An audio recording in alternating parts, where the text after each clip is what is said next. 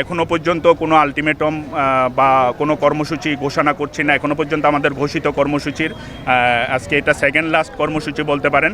আমরা যেহেতু এখন কক্সবাজার জেলা প্রশাসক মহোদয়কে প্রধান উপদেষ্টা মহোদয়ের কাছে একটা স্মারকলিপি দেব কক্সবাজার জেলা প্রশাসক মহোদয়ের মাধ্যমে। এখান থেকে ফিরে গিয়ে আমরা চট্টগ্রাম জেলা প্রশাসককেও সেম একটা স্মারকলিপি প্রদান করব, তাও প্রধান উপদেষ্টা বরাবর। এরপরে আমরা সিদ্ধান্ত জানাবো আমরা কি করব। যদি আমাদের এই শান্তিপূর্ণ আন্দোলনের এই ন্যায্য দাবিটি, এটা ন্যায্য দাবি, পুরো বাংলাদেশের এর দাবি, এটা কক্সবাজারবাসীর একার দাবি নয় অথবা চট্টগ্রামবাসীর একার দাবি নয়। এই ন্যায্য দাবিটি যদি মেনে নেওয়া না হয় তাহলে আমরা এই শান্তিপূর্ণ আন্দোলন থেকে হয়তো এই কক্সবাজারবাসীকে সাথে নিয়ে চট্টগ্রামবাসীকে সাথে নিয়ে আমরা বৃহত্তর আন্দোলনের দিকে ধাবিত হব। চট্টগ্রাম প্রেস ক্লাব থেকে সকাল 10টায় এই কর্মসূচি আমরা শুরু করেছি গতকালকে।